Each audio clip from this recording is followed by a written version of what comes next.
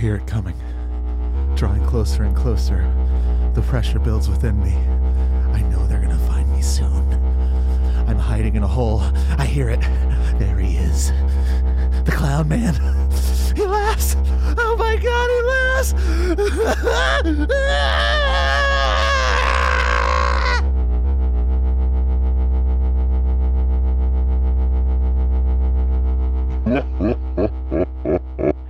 Start spreading the news,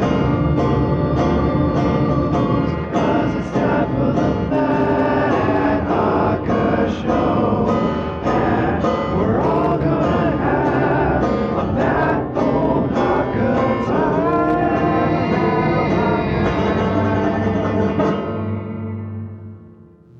I'm a music man now. I make the music.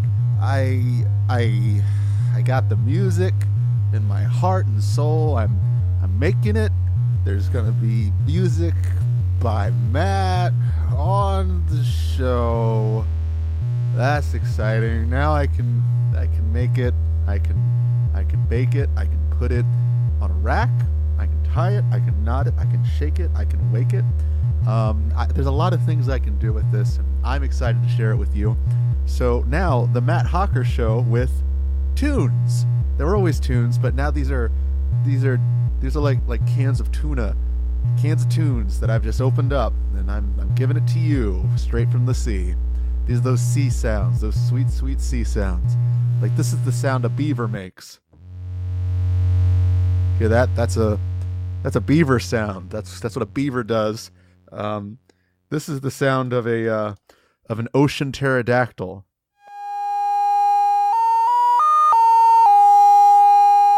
That's the ocean pterodactyl. It's still going, yeah. So that's pretty cool. Finally, this is the sound of the river whale.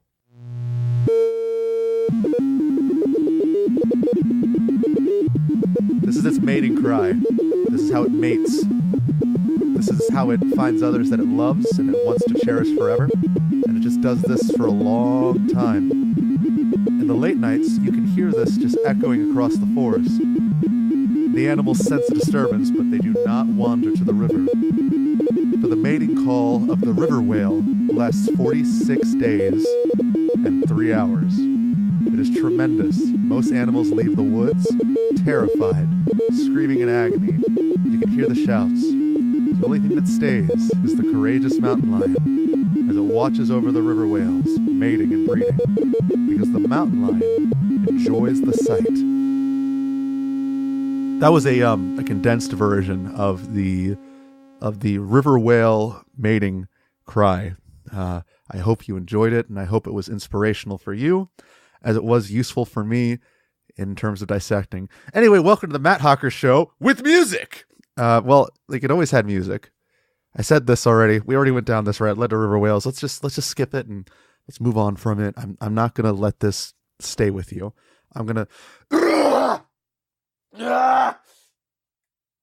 let this glide like when you put chemicals on your skin. So, we got a lot to dive into. We got a little bit of time today, and it is decreasing by the second. So that's cool. I want to talk about just, I guess it's important. We have a lot of modern takes on books lately, and I want to sort of give a historical take on books. So books were created in 1877, and George Washington, our founding father, said before they were made, "I will never read a word. Get this garbage out of my face," as somebody handed him the Constitution. And so that's really how our country came to be. It was just a lot of people saying, "I don't want to read this. I have no time. I'm not interested. Just give me the TL semicolon DR," which was also made by Benjamin Franklin, that little short abbreviation there. So that was pretty neat. Now, a lot of us today look to our founding fathers for guidance. And I think you can tell, most people don't like reading. They don't like America. They don't like other countries as well. They bicker all day on the internet, which is also what the founding fathers did. People, they eat apples. I'm pretty sure the founding fathers ate apples. We have a lot of different types of apples now. That's pretty neat. And these are all just things that are neat and tidy. And that's really what the country is all about. We sweep up the place and we hope nobody notices what we put under the carpet. And that's pretty cool. Anyway, today on the show, I am going to have a couple interviews divided by two, which would make one interview. This interview was brought to you by Wacky Larry's Unfortunate Circumstances and Mattress Tower. And that's Wacky Larry's Unfortunate Circumstances and Mattress Tower. Wacky Larry, we really appreciate you as always for advertising for the show. It means the world to me. And let's get into this interview. All right, let me just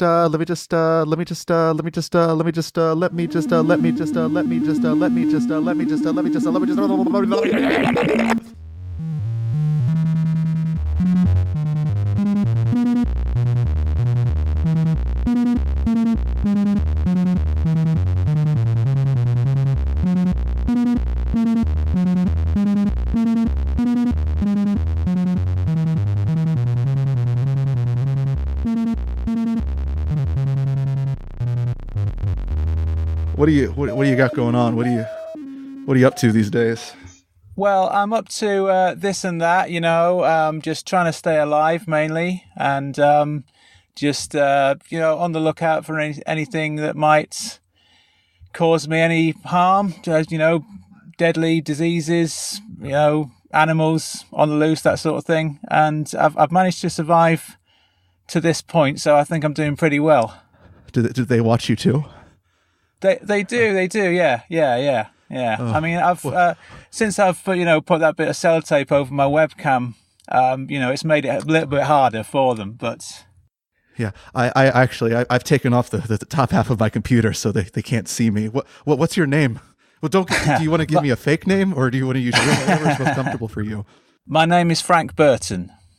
Oh, Frank, what do you do? What do you do outside of what we do?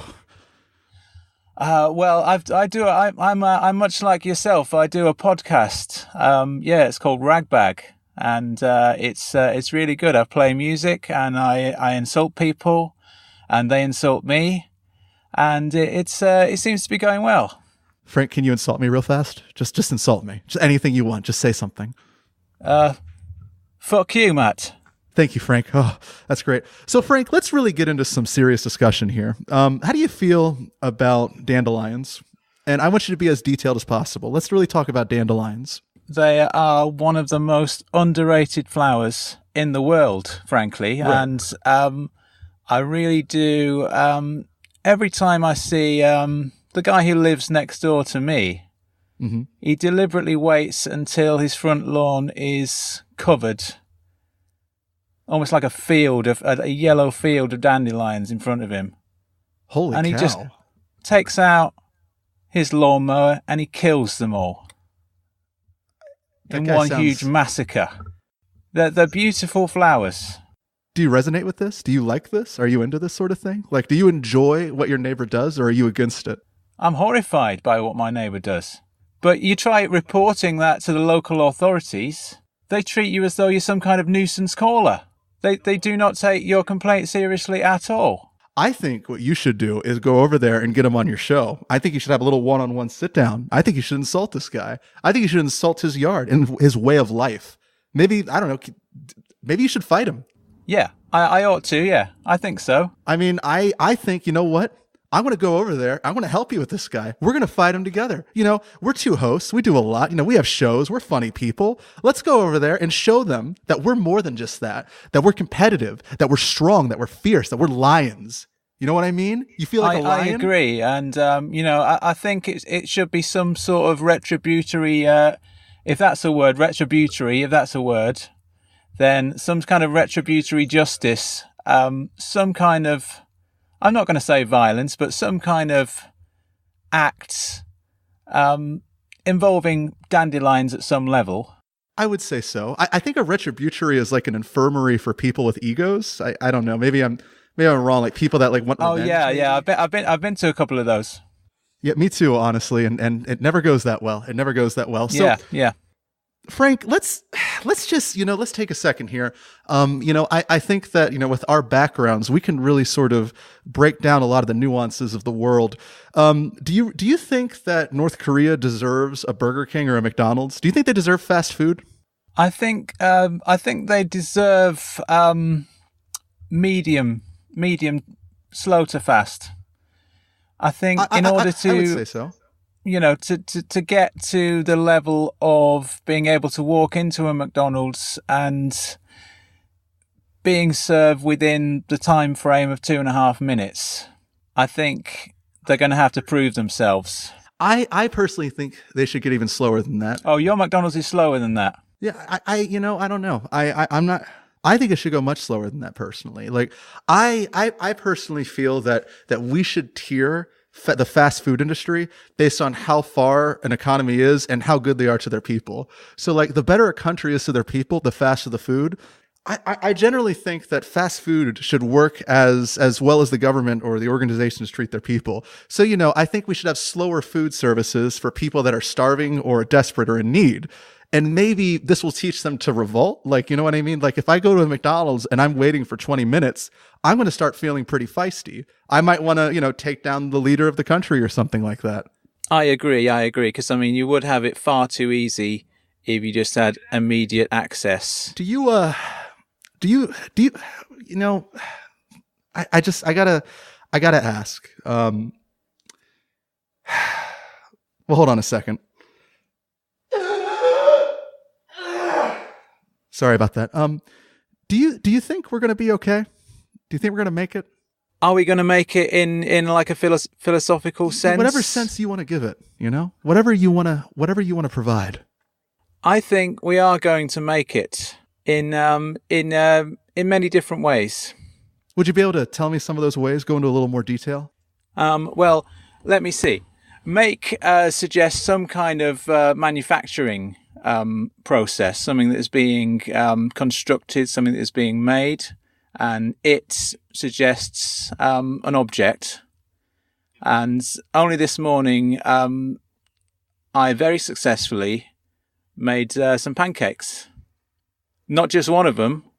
I made and consumed in the same session 6 pancakes. I made all 6 of them successfully. They were made of fruit mainly. Kind of a blend of rotten fruit. When you've got fruit that you have kind of left in the fruit bowl, right, just to decompose. And I was reading somewhere that if you stick it all into a pan and make it into a pancake, it tastes delicious. And that's what I did. Can I have one of these pancakes, or did you eat them all? What are you doing with these pancakes? Yeah, sure. I'll mail it to you. I mean, we live in different continents, so the quality of the pancake may be affected some way along the journey. Possibly. But I think it's worth it. I would say so.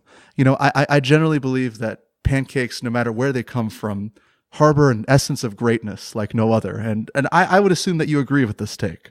Oh, I agree with that, yes. Do you think there can be such a thing as a bad pancake or an immoral pancake? An immoral pancake? A pancake that's bad. Evil. Yeah, villainous. I do remember I made a pancake that insulted me once. Oh my God! No! Ah! Holy crap! Ah! No!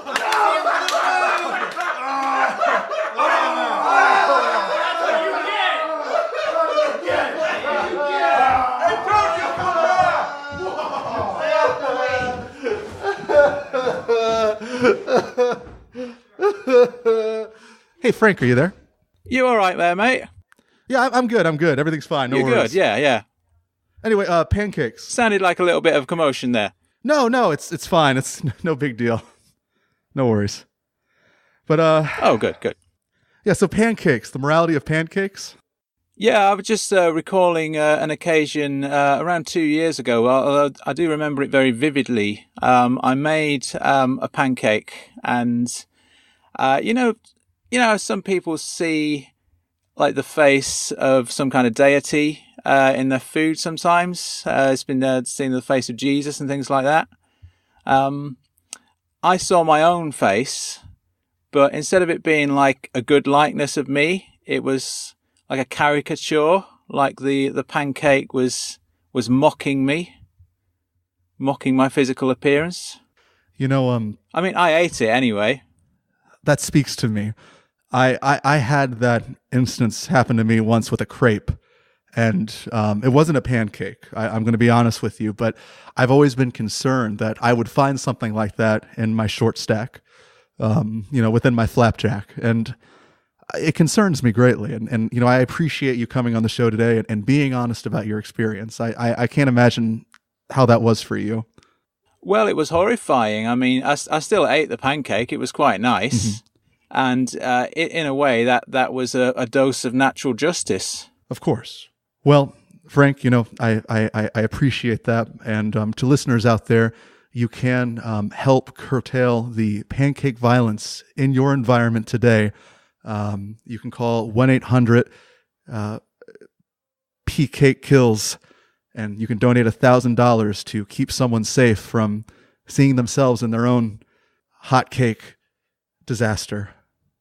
Anyway, Frank, thank you for being on today. I really appreciate it. And, I thank you for sharing your somber tale.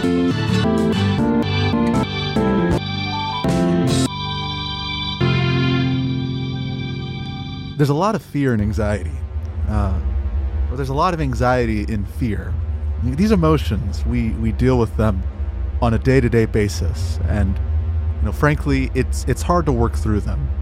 I think that ultimately, when it comes down to it, most of us tend to internalize these feelings in such a way that we don't properly explore them, or we project them into other things, and as such, we explore them through others, but not necessarily on a conscious level. We try to physically solve the issues that are deep within us.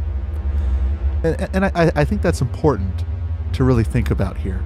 The reality is nobody is a prophet, but also nobody is a problem solver in themselves. I mean, it's hard to do that consciously. It takes time. It takes a step-by-step process. It's very slow. It's not something that can be fixed through magic, or it can just be fixed in a single moment. The reality is life is a bunch of things bending and twisting against each other, writhing, hoping to be something better, to grow, to prosper. Just like in a forest when trees compete for sunlight, we too are all trying to climb to the top and trying to grow, and sometimes we grow imperfections along the way. No tree is perfectly straight. And part of that is because they have to grow in weird ways. They have to compromise in order to grow, in order to reach those heights. They have to do things they probably didn't want to do, because not just their survival, but to exist. I mean, existence is survival, I guess. But when it comes down to it, your existence is more than just living. It's your identity. It's who you are. It's what you're comprised of. It's how you make yourself. It's how you live your day-to-day life. And that's scary in a lot of ways. Which is why I have a brand new product for you. That's right. The new Matt Hawker Do-It-All-A-Bizz-A-Bizz-A-Bizz-A. That's right. The new Do-It-All-Y. The new Do-It-All-Y. The Do-It-All-Y can do it all. Are you tired of your difficulties in life, your frustrations, your sadness? Then just throw it all in the Do-It-All-Y.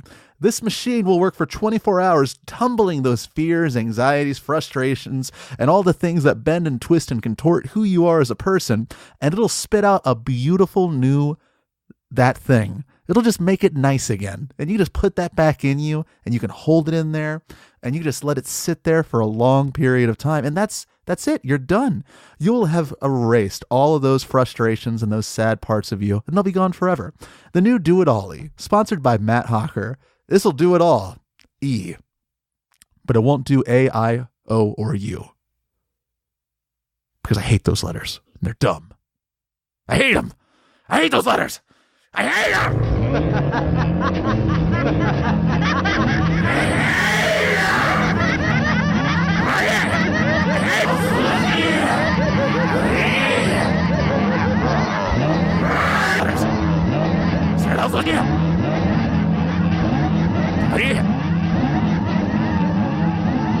Making your way in the world today takes everything you've got. got?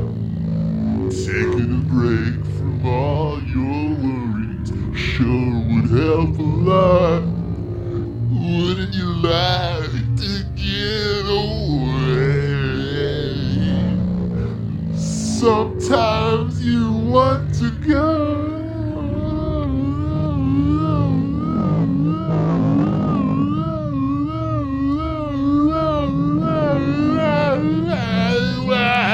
Where everybody knows your name. But and they're always glad you came. You wanna be where you can see our troubles are all the same. You wanna be where everybody knows your name.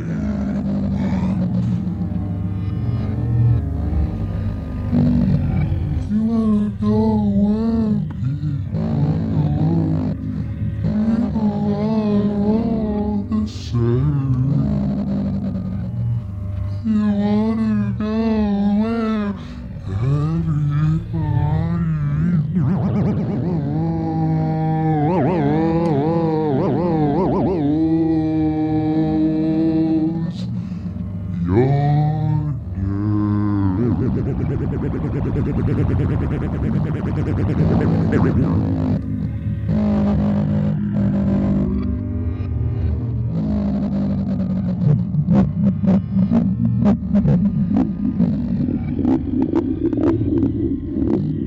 In other news, it looks like there is no news. All news stations are now canceled. They are over. It's done. It's time to move on from it. All news now non-existent. And I think that's a good thing. That is a good thing. It's the best thing possible. The reality is news is not that new. I think we should go to some olds. You know, history is foundational. It's what we all thrive on. We're all made of the past. So I want to put more olds out there. I want some currents too. We don't need news. We need olds. We need currents. We need previouses. We need these things inside of us. Just get in there. Get in there. Get in there. But it's not just about us. I think it's important to consider and consolidate the factual information surrounding the circumstances based on the input and the output, all within the dialogue of the circumference framed around the tribalistic, yet monolithic, yet individual, yet catastrophically multiplicative ideologies set forth within the mindset of the metaphysical, deep below the subconscious and the unconscious, trapped within a plethora of knolls that are both covered in grass and pebbles, that can sense but not feel the triumphs of man, lost to those of us who cannot see. For we are without the senses of the knolls. You know, it takes a lot to make me mad, and I haven't really been that mad lately, or ever for that matter. I'm generally a peaceful person. I don't have any outrageous outbursts. I tend to hold it all in, deep inside, and never let anything out, to make sure everyone knows how powerful I am, that I'm not capable of being weak whatsoever. But that's strength leaving my body there.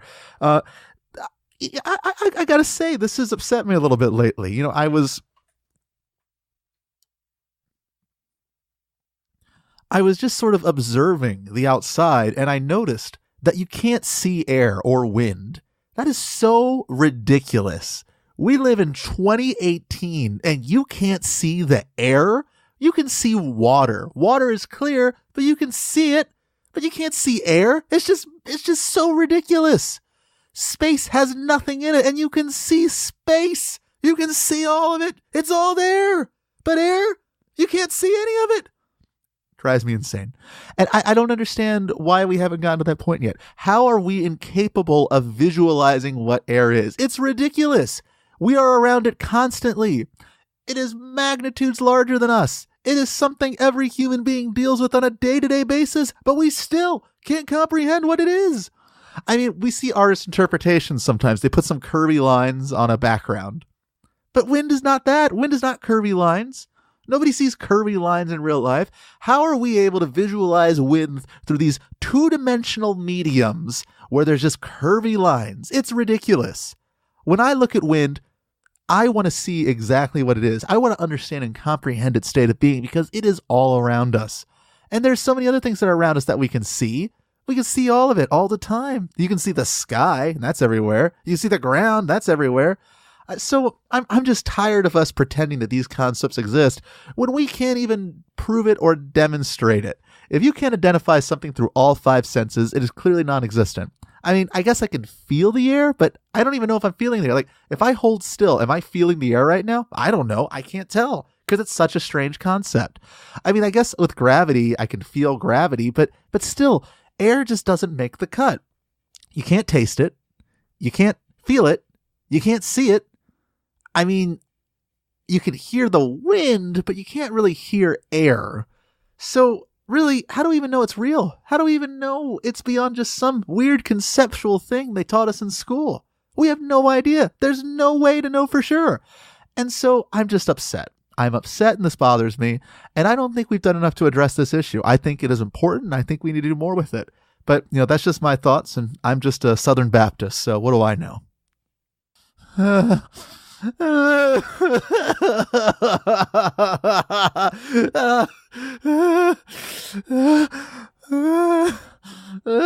Anyway, thank you for listening today to the show. My name's Matt Hocker. I'll be here until the end. The end will be here soon. It will be rough. It will be tough. Before we get to the end, though, I just want to take a few moments to thank those that care about me and those that care about others. Because caring is alarming. It's scary.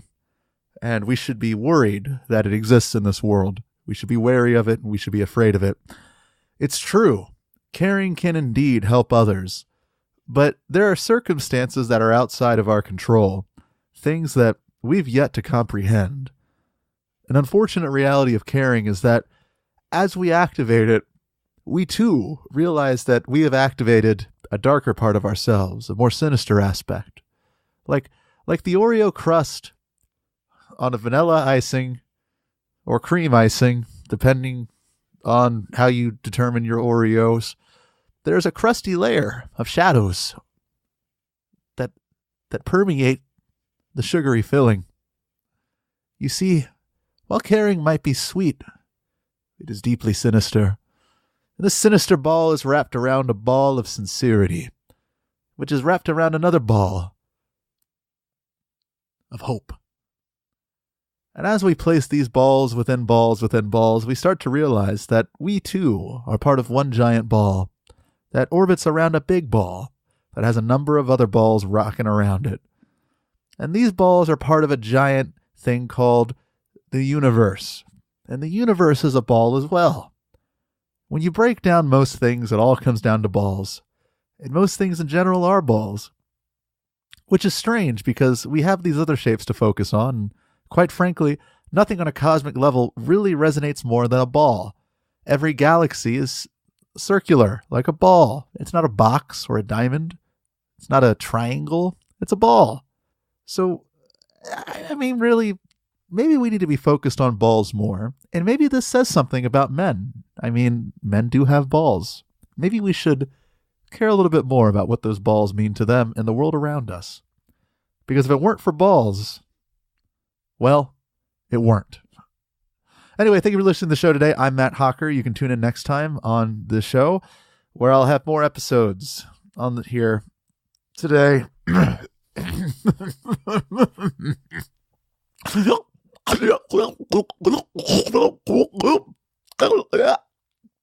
And you can listen to that as many times as you want. Just put it on repeat. You can follow me on Twitter where I make jokes, and I'm on Facebook too. I don't post there. I don't like the idea of putting stuff on somebody's face. That's also a book.